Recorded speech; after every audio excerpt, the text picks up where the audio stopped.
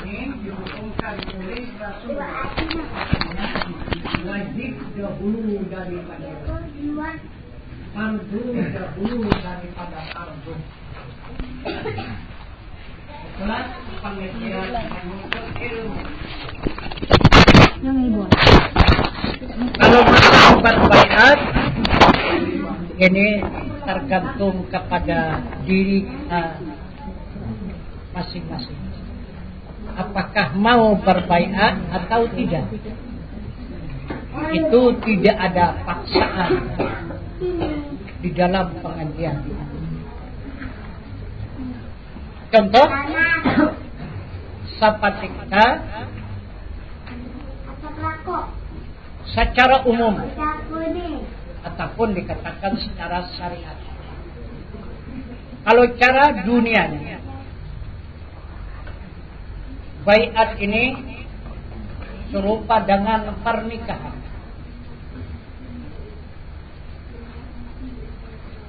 Pernikahan itu untuk menegakkan rumah tangga.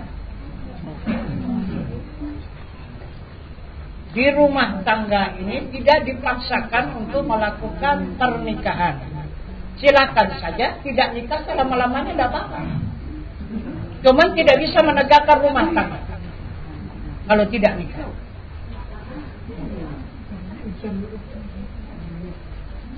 Tapi tiap-tiap menegakkan rumah tangga itu wajib melaksanakan pernikahan. Karena tidak dihalalkan oleh Allah dan Rasul melaksanakan dalam menegakkan rumah tangga tanpa pernikahan. Begitu juga kita di dalam pengajian ini tidak dipaksakan. Jika ingin untuk mengikat diri kita kepada Allah dan Rasul, itu mau tidak mau wajib. Apakah mau kita mengikat diri kita kepada Allah dan kepada Rasul, mengikatkan diri kepada Allah dengan acara berbaiat untuk mendapatkan ridha dari Allah, mengikat diri kita kepada Rasul untuk mendapatkan syafaat dari Rasul. Kalau soal pengajian, tidak masalah. Jadi baiat ini hanya untuk mendapatkan syafaat dari Rasul dan ridha dari Allah. Itu saja. Jadi serupa dengan kita menegakkan rumah tangga, melaksanakan akad nikah. Arti akad nikah itu penyerahan diri seorang wanita kepada calon suaminya, meliwati walinya untuk mendapatkan syafaat dari suami. Kalau tidak, seorang perempuan tidak akan mendapat syafaat. Karena perempuan itu mendapat syafaat dari suami. Menginginkan syafaat, maka dia adalah korban. Menyerahkan dirinya dari ujung kakinya sampai ke ujung rambutnya, diserahkannya kepada suaminya dengan perantaraan walinya. Jangan tebusan polisi suami dengan mahar ataupun mas kawin. Sudah terbayar, sudah dibayar. Diri seorang wanita itu oleh calon suaminya. Maka wanita itu jika sudah akad nikah, maka jatuhlah hak milik dirinya menjadi milik suami.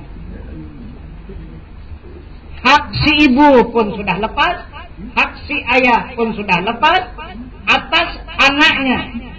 Maka diri si anak 100% menjadi milik suaminya. Barulah berhak si istri itu mendapatkan syafaat dari suami, dan si suami baru berhak mendapatkan suami. Nah, ini yang dicantumkan oleh sabda Rasul. Apa kata Rasul? An-nikahu sunnati, faman lam ya'mal bi sunnati falaysa minni.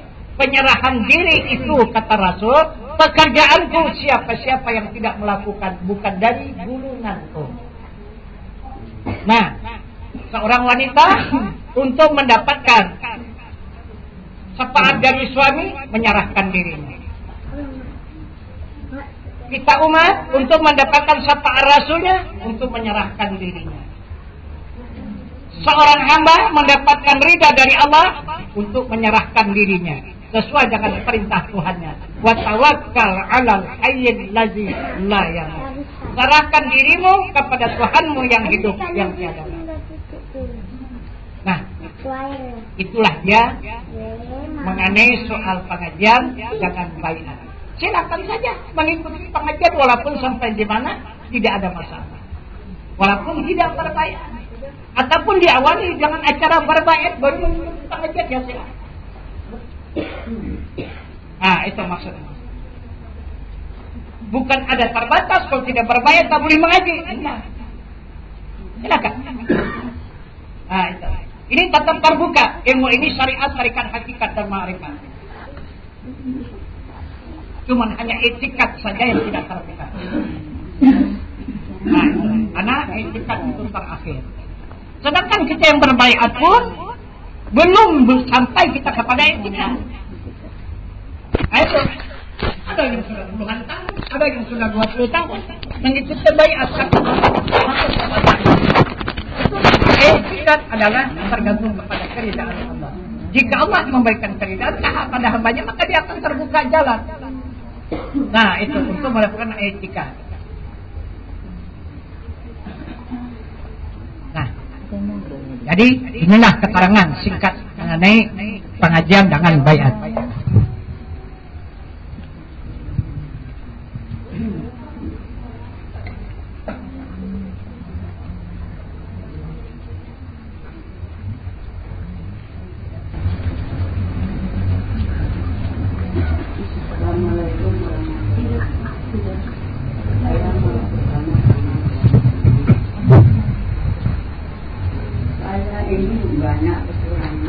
Banyak kesalahan.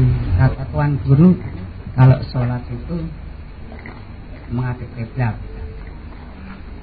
Jadi saya ini sudah berusaha menghadap kiblat, tapi kok mesti ingat lain-lainnya itu kemana ini Pak? Belum. Mesti ingat juga lain-lainnya.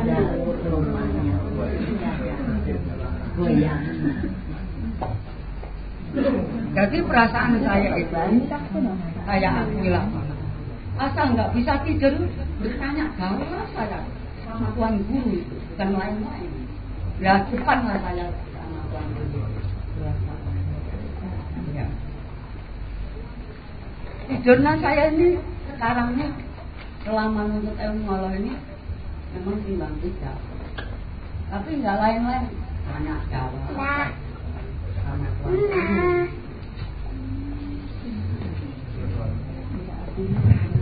Nah, itulah Pak jawaban kita.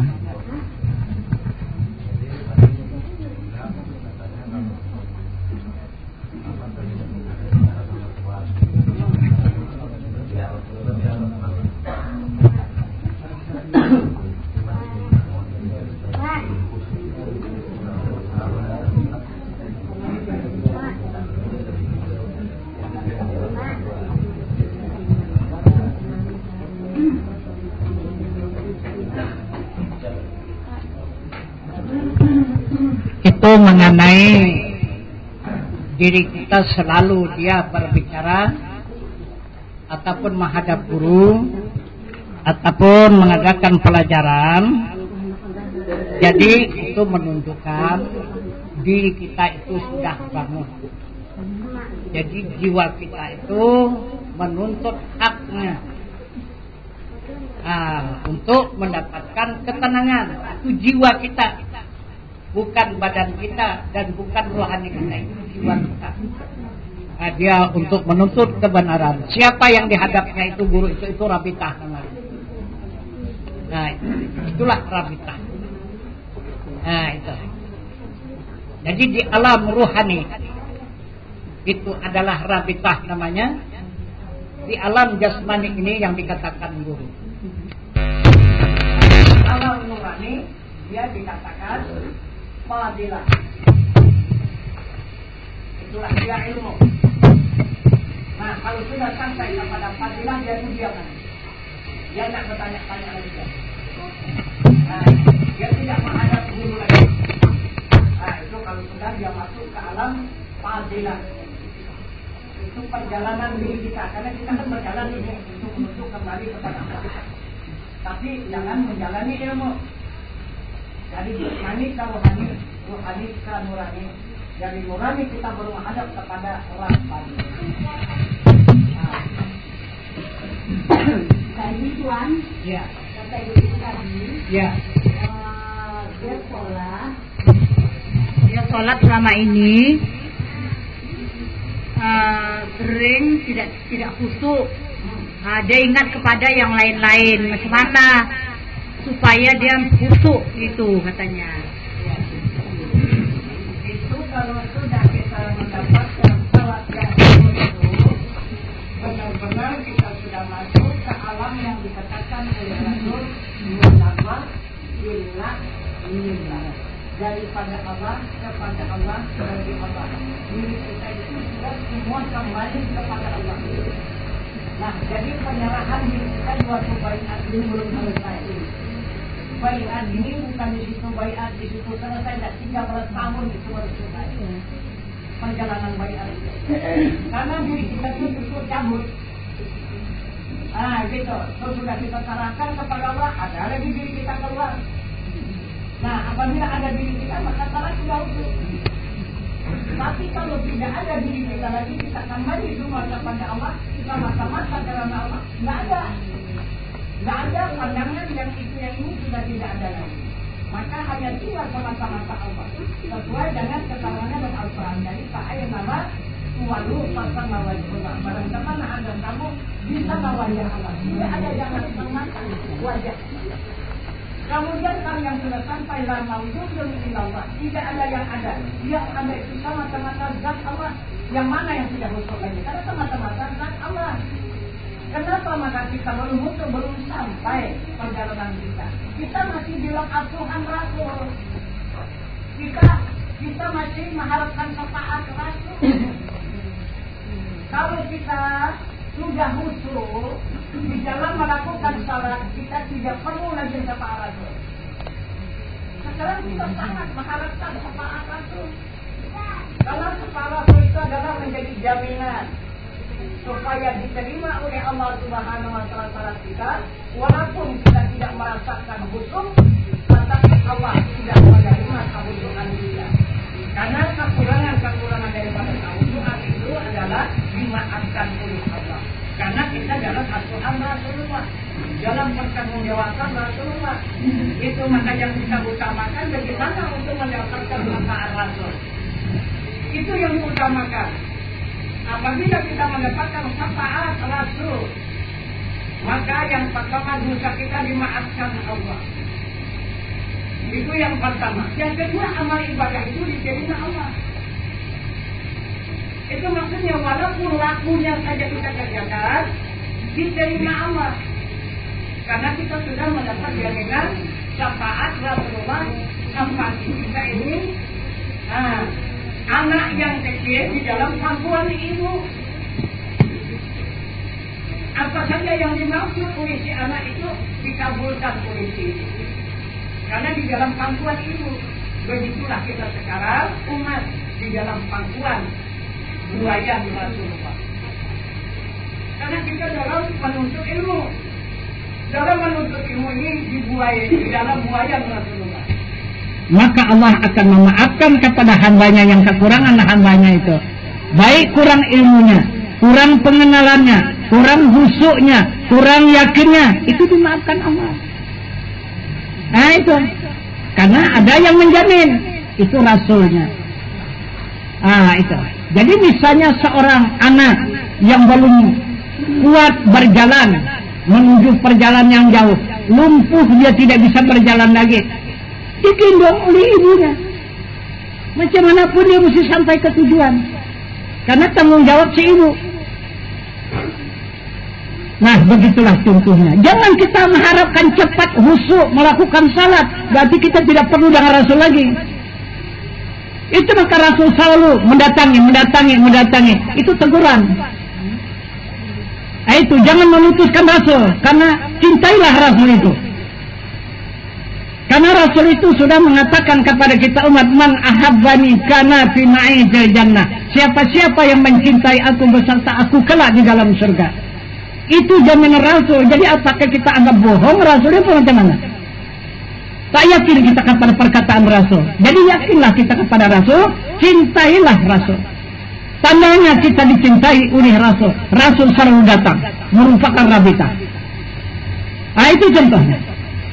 Siapa-siapa yang sering dijumpai oleh rabita, berarti itulah orang yang disenangi oleh Rasul. Karena rabita itu adalah kenyataan bagi diri Rasul. Jadi nggak usah khawatir masalah soal kita tidak khusyuk. Sekarang ini karena kita masih menuntut ilmunya. Ilmu seberapa lah baru kita tuntut? Baru sedikit kan? Begitu. Jadi yang dikatakan khusyuk itu adalah yang sudah cinta kepada Allah. Jadi melewati cinta Allah ini melewati cinta Rasul. Cinta dulu kepada Rasul baru cinta kepada Allah. Gitu. Tak bisa langsung cinta kepada Allah, tidak cinta kepada Rasul, tidak bisa. Karena kita melewati Rasul baru kita kepada Allah. Itu. Jadi itu yang dikatakan khusyuk bahasa kita. Itu bukan bahasa kita khusyuk itu. Itu bahasa Al-Quran itu khusyuk itu. Kan aflahal mu'minun allazina hum fi salatin khashi'un. Itu bahasa Al-Quran. Gitu. Bahasa kita apa? Bahasa kita cinta. Udahkah cinta kita kepada zat Allah? Belum. Kita baru mengenal. Baru mengetahui mana zat Allah. Udah tahu kita ini zat Allah. Baru kita biasakan, kita kenali. Jangan kita lupakan lagi siang dan malam zat Allah itu. Baru kita bawa salat, baru khusyuk. Karena cinta kita maka khusyuk. Kalau belum cinta, kenapa maka timbul dunia, ingatan itu ini? Karena masih cinta kita kepada dunia. Itulah tandanya kita masih cinta kepada dunia.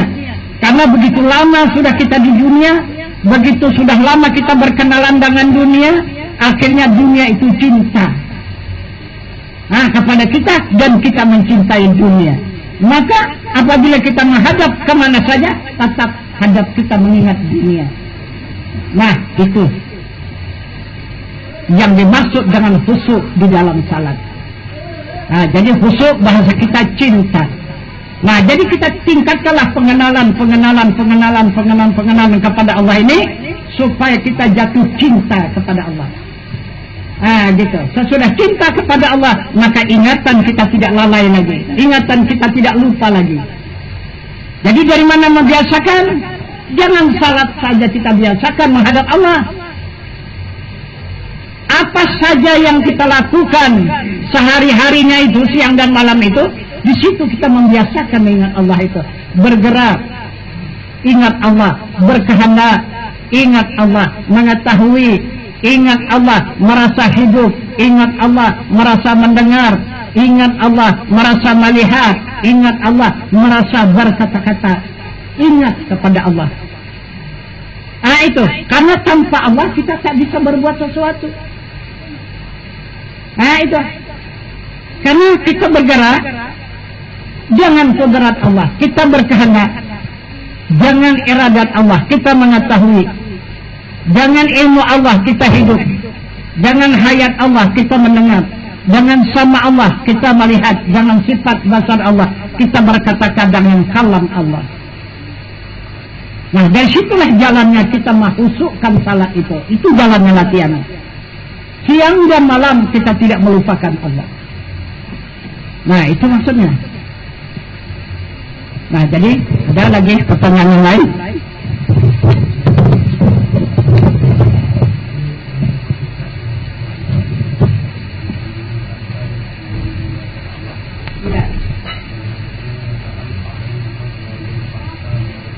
Iya.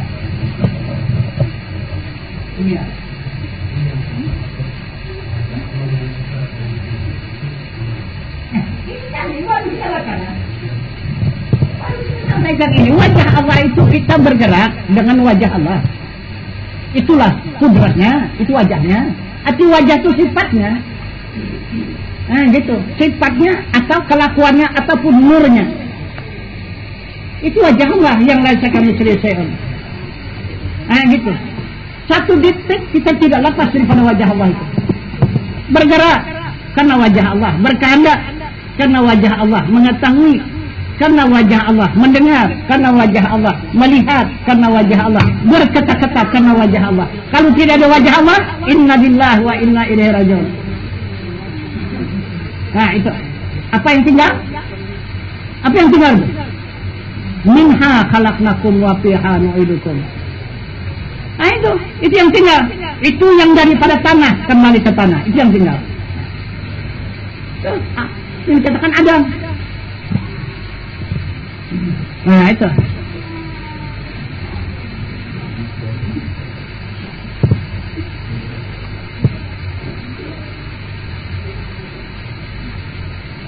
Jadi wajah Allah itu orang hakikat. Badan jasmani ini, lembaga Adam ini adalah orang syariat.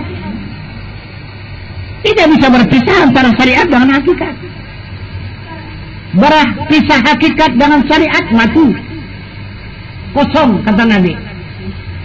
Kalau hanya hakikat saja tanpa syariat, di mana kenyataan hakikat itu? Tidak bisa ditunjukkan. Nah itu.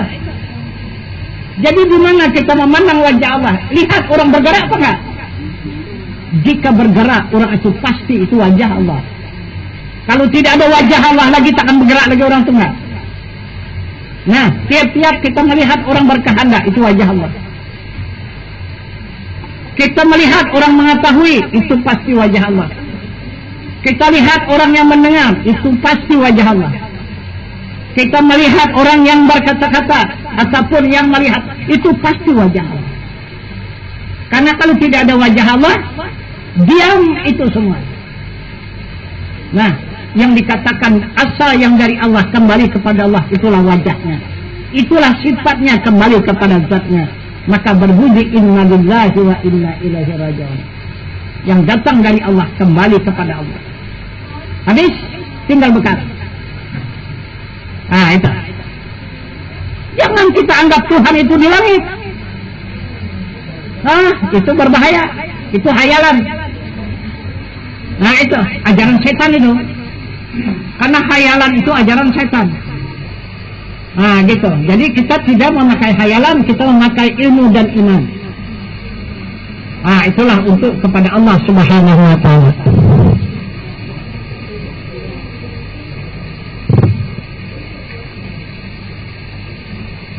Ada lagi yang dipertanyakan? Ya.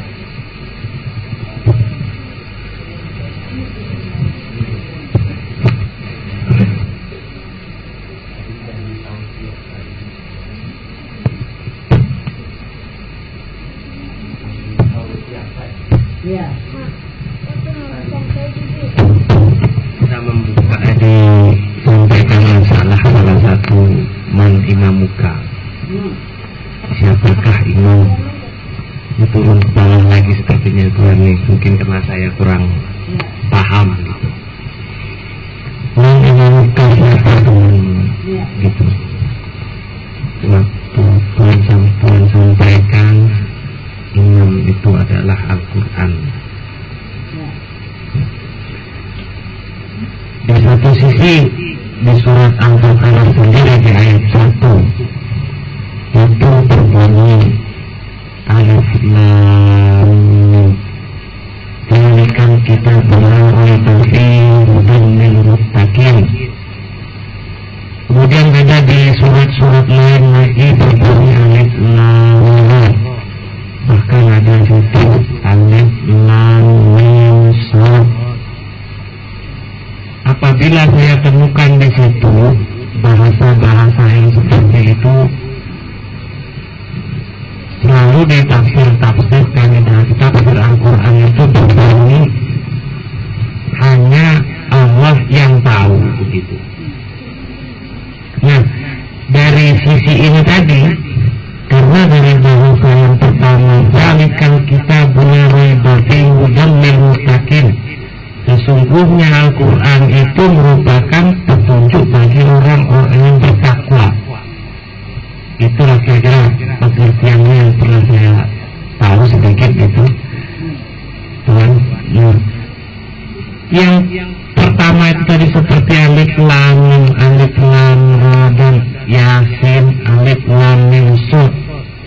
Kenapa kok sampai sekarang saya tuh belum pernah mendapatkan makna-makna yang bagaimana itu kok mesti tersembunyi seperti itu. Itu dulu.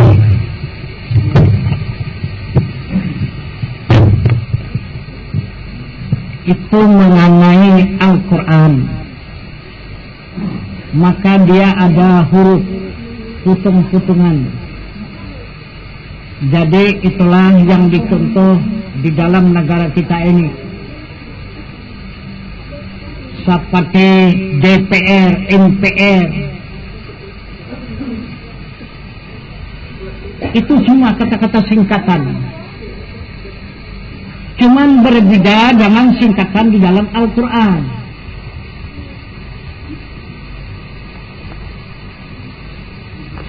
Kenapa? Di situ tafsirnya hanya Allah yang mengetahui. Karena orang yang menyerahkan diri kepada Allah, itulah yang tahu.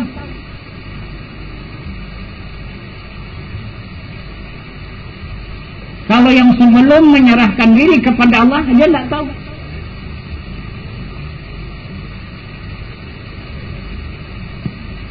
Seperti Allah Subhanahu wa ta'ala menurunkan Al-Quran ayat pertama yang berbunyi Iqra. Apa arti Iqra? Baca. Baca itu bukan arti.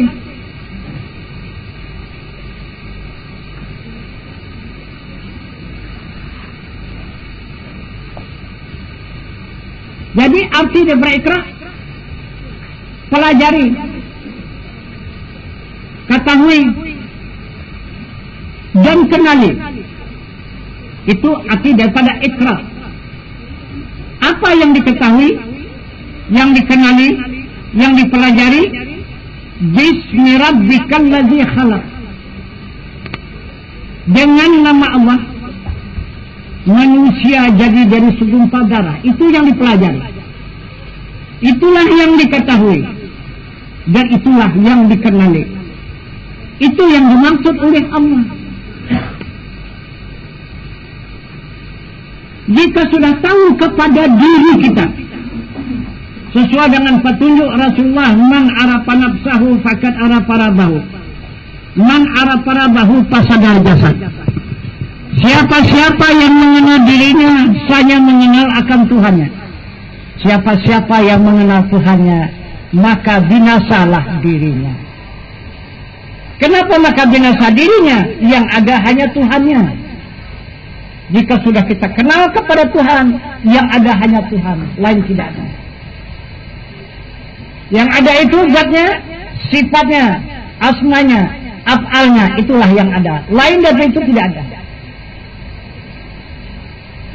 Itulah yang ada. Af'alnya ini semesta alam. 7 lapis langit dan bumi, ini af'alnya beserta isinya.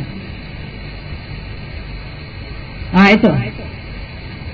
Kemudian yang ada asmanya, itulah langit. Kemudian sifatnya, itulah alam nur. Kemudian adalah zatnya, itulah dirinya. Itulah yang wajib ada. Lain mustahil ada. Jika sudah mengetahui Tuhan itu wajib ada, maka turun lagi yang tertulis, bukan yang tersirat ya. Yang tersirat Iqra bismi rabbikal ladzi khalaq, yang tertulis alif lam mim. Ayat 1 juga. Kenapa maka 2 ayat 1? Kenapa maka 2? Jadi Iqra ini kemana dan alif lam mim ini kemana? Sama-sama ayat 1. Alif lam mim itu hurufnya. Alif lam mim itu hurufnya. 3 huruf. Alif lam mim. Kalaulah kita baca alam, bukan alif lam mim kita baca enggak. Itu hijaannya alif lam mim. Kalau dibaca alam, maka pelajarilah alam semesta ini. Itu arti daripada alif lam mim. Pelajari alam semesta. Alam semesta ini adalah kitab yang terbesar. Ini dikatakan kitab Jamali namanya. Itu sebelum diturunkan Al-Quran, Jamali ini sudah ada alam semesta ini. Ini lebih tua.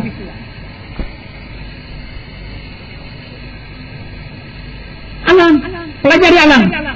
Alam apa? Kalau kita pelajari alam zat, alam sifat, alam asma, alam apa?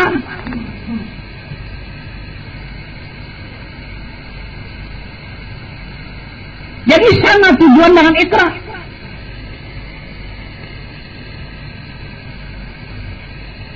Bismillahirrahmanirrahim khalaq, dengan nama Allah manusia jadi gadis kumpul darah. Coba pelajari diri manusia, 4 alam. Alam zat, alam sifat, alam asma, alam af'al. Alam af'al itu badannya, alam asma itu hatinya, alam sifat itu jiwanya, alam zat itu rahasianya. Itulah diri manusia. Itu maka kata Allah, fi anfusikum afala tubsirun, yang ada pada diri kamu, kenapa tidak kamu lihat? Kenapa? Kenapa bisa melihat yang lain? Kepada diri tidak dapat dilihat. Kalau mau melihat manusia, lihat diri. Kalau melihat malaikat, lihatlah diri. Kalau untuk melihat Nabi, lihatlah diri. Kalau mau melihat Tuhan, lihatlah diri. Itu kata Allah, fi anfusikum afala tubsirun. Yang ada pada diri kamu, kenapa tidak kamu lihat?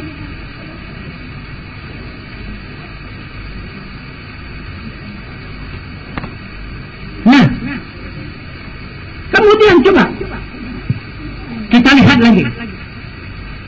Di sana ada Yasin. Siapa Yasin? Itu orang hakikat yang boleh membaca. Artinya orang syariat tidak dibenarkan membaca, itu maknanya. Karena orang hakikat tidak mengenal apa yang dibaca itu nanti. Orang syariat hanya membaca Yasin wal Qur'anil Hakim. Yasin hanya Allah yang mengetahui. Quran itu adalah benar. Itu bacaan orang syariat. Tapi bagi orang yang hakikat, yang mengenal dirinya, yang mengenal Tuhannya, yang mengenal semesta alam, Yasin sallallahu alaihi wasallam wal Qur'anil Hakim. Bisa dia baca ke sana. Siapa itu Yasin? Ya Muhammad. Itu katalah ya Muhammad sallallahu alaihi wasallam. Al-Quran itu adalah maha benar. Itulah hakim. Al-Quran itu adalah kebenaran. Yang mana Al-Quran? Diri Allah. Bukan Quran tertulis.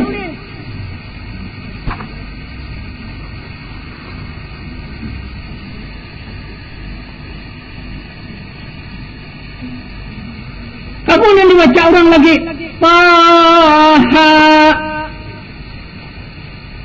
Apa artinya?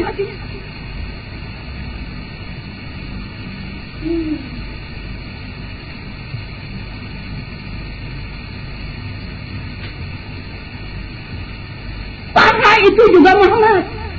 Yasin juga Muhammad. Taha juga Muhammad. Yasin Rasulullah. Yasin Taha juga Rasulullah. Jadi tidak ada selain daripada Muhammad, yaitu Rasulullah yang terakhir. Hanya Muhammad itu Rasulullah.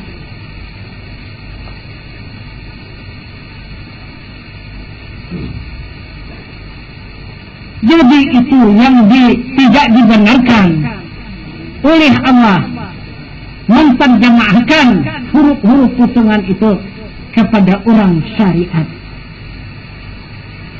Kenapa? Karena orang syariat itu tidak mengenal kepada diri Allah dan kepada diri Muhammad. Karena itu tadi pembukaan pertama tadi, Marabbuka, siapa Tuhan kamu, waman nabiyuka, dan siapa imam, waman nabiyuka, dan siapa nabi kamu. Jadi tahu orang siapa Tuhan Allah, siapa Nabi Muhammad, itu semua nama.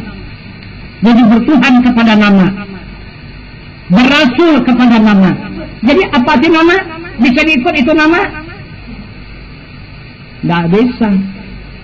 Maka dengan adanya mengenal nama, tidak mengenal dirinya, akhirnya jatuh khayal. Jadi khayalan itu, itulah rayuan setan. Ini Allah, ini Tuhan, ini Muhammad, ini Rasul, begitu. Padahal bukan.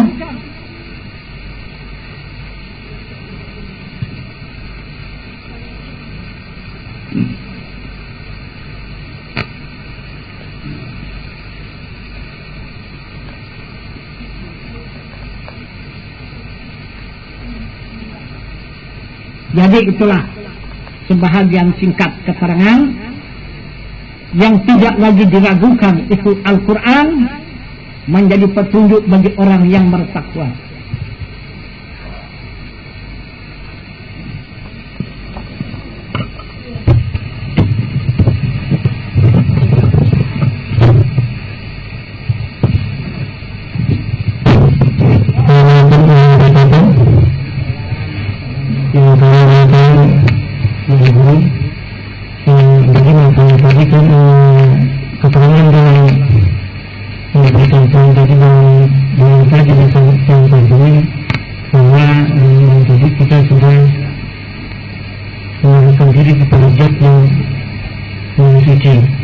Maka selamatlah keluarga kita, termasuk orang tua kita. Saya begitu tadi mendengarnya, tapi timbul pertanyaan saya, bagaimana seorang anak yang mungkin selama masa hidupnya itu tidak seiman. Maksud saya itu memang di situ dikatakan bahwa beragama itu adalah awal mengenal Allah. Tapi mereka itu, orang tua kita adalah beragama Kristen. Tapi dikatakan juga bahwa seorang anak harus juga, kalau dia mendoakan orang tuanya, menjadi anak yang saleh.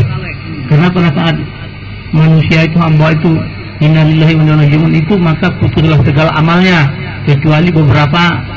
Itu termasuklah salah satu adalah anak yang saleh. Bagaimana kita di sini, bisakah kita juga mendoakan, atau bisakah memang anak yang sudah itu menyerahkan diri kepada Zat yang Maha Suci untuk juga yang sedangkan orang tuanya juga meninggal dan juga beragama Kristen? Itu mohon saya penjelasan itu.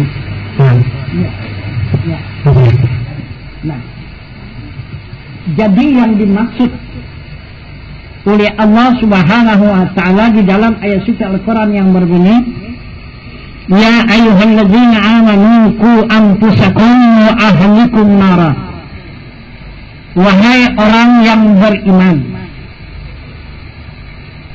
selamatkan diri kamu dan ahli keluarga kamu daripada api neraka. Yang mana yang dimaksud ahli keluarga? Ahli keluarga itu adalah yang pertama istri. Istri itu adalah pertanggungjawaban suami. Yang kedua adalah ibu. Yang ketiga adalah ayah. Itu ahli keluarga yang dimaksud Allah. Kenapa maka dikatakan ahli keluarga? Apa hubungan seorang anak? Yang pertama adalah istri yang sudah menyerahkan dirinya serta ditebus oleh si suaminya. maka berhak si suami menyelamatkan si istri. Yang kedua, menyelamatkan ibu. Jika selamatlah si anak itu diikut sertakan oleh Allah ibunya. Dari mana jalannya? Karena tubuh si anak itu adalah sebahagian daripada tubuh si ibu.